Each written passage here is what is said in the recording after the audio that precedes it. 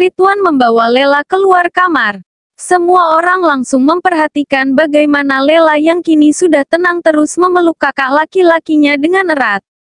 Seolah terus meminta perlindungan dari sang kakak dari seseorang yang ingin menyakitinya. Zain memperhatikan sang istri dengan pilu. Hatinya sedih mengetahui jika ternyata pelukan sang kakak yang bisa membuat istrinya nyaman dan aman. Bukan dipeluknya. Ahmad yang kini sudah mengerti apa yang sebenarnya terjadi setelah dijelaskan Aisyah di dalam kamar tadi. Berjalan menghampiri Zain, Ahmad langsung memeluk adik iparnya. Dengan perasaan yang campur aduk, dia mencoba mengucapkan rasa terima kasihnya atas apa yang dilakukan Zain pada Lela. Terima kasih untuk semuanya, kesabaran, keikhlasan, dukungan dan cinta yang telah kamu berikan pada adik kami. Zain tersenyum sambil mengangguk. Kami ingin meminta izinmu menunggu keadaan Lela kembali stabil untuk sementara. Bolehkah kami membawanya pulang? Semoga setelah bertemu dengan Umi, keadaannya menjadi lebih baik lagi. Zain mengangguk. Tentu saja. Saya tahu jika yang Lela butuhkan saat ini hanya cinta dan kasih sayang dari kalian keluarganya, terutama Umi. Maaf, saya tidak bisa ikut mengantar, ucap Zain dengan sedih. Tidak apa-apa, semoga ini tidak lama. Setelah Lela sembuh nanti kami harap kamu datang untuk menjemputnya kembali. Tentu saja, jawab Zain cepat. Ahmad kembali memeluk Zain. Setelah itu dia juga menghampiri Zain dan lalu menyalaminya. Kami pergi dulu, ucap Ahmad lantas melihat semuanya.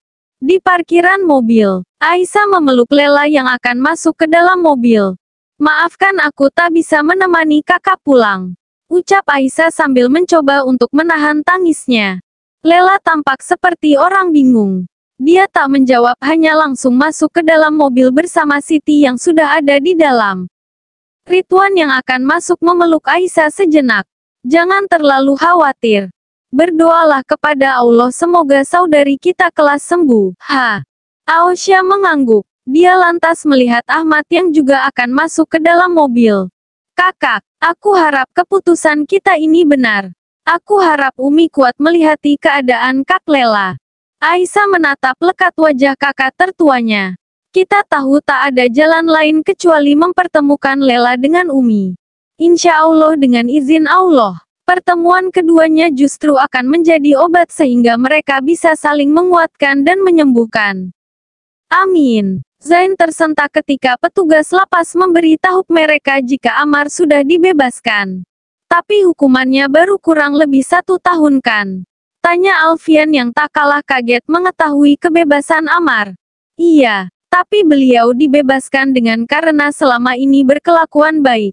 Bahkan sudah menjadi guru mengaji bagi para napi yang lainnya. Selain itu beliau juga dibebaskan karena mendapatkan remisi. Jelas petugas lapas. Alfian, Zain dan Zaidan saling berpandangan dengan wajah mereka yang kesal.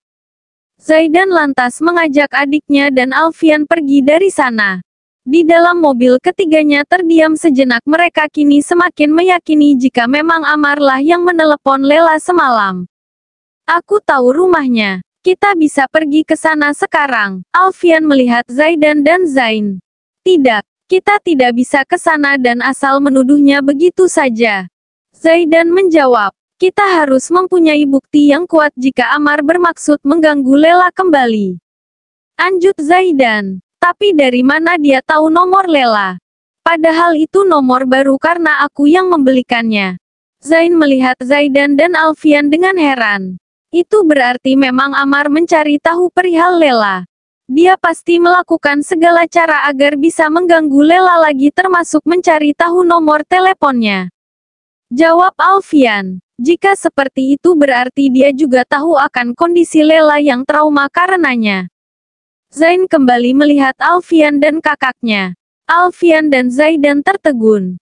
Pasti dia ingin membalas dendam. Merasa jika masa depannya hancur karena Lela yang menjebloskannya ke dalam penjara. Alfian meremas tangannya karena kesal. Dengan dipapah oleh Siti dan diikuti oleh kedua kakaknya dari belakang, Lela memasuki rumah. Umi yang sedang berada di dalam kamarnya kaget ketika diberitahu oleh salah seorang cucunya jika ada Lela datang. Dengan tergopoh-gopoh Umi keluar kamar demi menyambut putri kesayangannya. Wajahnya yang sumringah seketika berubah ketika Lela menghambur memeluknya sambil menangis. Umi terdiam tak mengerti sambil terus memeluk putrinya. Dia melihat Siti yang juga ikut menangis dengan sedihnya. Ahmad berjalan menghampiri keduanya. Umi, di mana Abah? Aku ingin bertemu Abah. Lela menangis dengan sedihnya sambil terus memeluknya erat. Umi langsung melihat putranya dengan kaget. Ahmad langsung memeluk ibu dan adiknya bersamaan. Beberapa saat kemudian, di dalam kamar Lela, semua anak menantu Umi berkumpul dengan raut wajah penuh kesedihan dan air mata. Mereka melihat Umi yang dengan penuh kasih sayang terus mengelus punggung Lela yang kini tertidur nyenyak di pangkuannya. Umi terus menatap wajah Lela dengan air mata yang sesekali menetes membasah kerudung putrinya. Tak ada kata yang terucap. Semua orang hening dalam kesedihan meratapi apa yang tengah terjadi pada Lela. Mereka tak menyangka di balik tawa dan cerianya selama ini, ada luka besar yang tengah dia sembunyikan. Beberapa saat kemudian, beberapa orang telah pergi. Kini hanya tinggal Umi dan kedua putrinya Siti dan Zainab menemani Lela yang masih tertidur dengan nyenyak. Tiba-tiba Lela yang tertidur pulas mengigau. Memanggil nama Abah berkali-kali dengan ketakutan hingga membuat tubuhnya berkeringat dingin. Umi yang kaget berusaha membangunkannya. Begitu juga dengan Zainab dan Siti. Lela akhirnya terbangun. Dia langsung memeluk Umi erat dengan napasnya yang tak beraturan. Umi, Lela menangis. Ini Umi nak. Umi mencoba menenangkan putrinya. Apa yang terjadi padamu nak? Umi menangis melihat putrinya yang sangat ketakutan. Lela terus menangis ketakutan. Suara Amar mantan suaminya yang menelepon tadi malam kembali terngiang-ngiang di telinganya. Membuatnya semakin merekatkan pelukannya pada sang ibunda. Zainab mengusap punggung adiknya perlahan. Dik, tenangkan dirimu. Tenanglah. Kamu aman di sini. Tidak akan ada yang menyakitimu. Lela masih menangis ketakutan. Nak, Umi mengelus punggung putrinya perlahan, mencoba menenangkannya.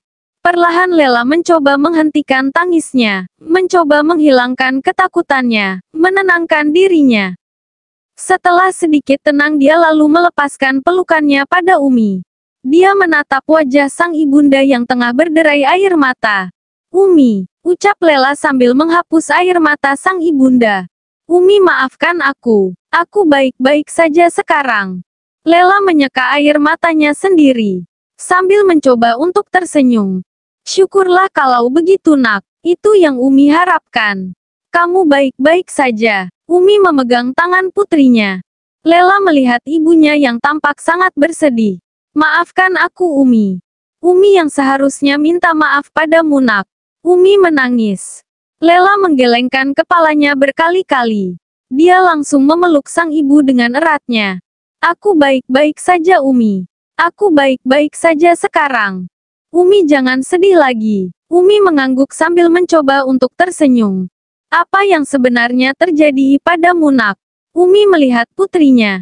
Liadik. Ceritakan apa yang sebenarnya terjadi. Tanya Siti. Lela menunduk sedih. Suara Amar mantan suaminya kembali terngiang di telinganya. Sekelebat bayangan ketika dirinya ketakutan hingga membuat orang-orang mengkhawatirkannya melintas di ingatannya. Dia lalu mengangkat kepalanya sambil melihat Umi dan kakaknya bergantian. Umi, kakak, aku harus segera kembali ke kota dan menemui suamiku. Dia pasti sangat mengkhawatirkan keadaanku sekarang.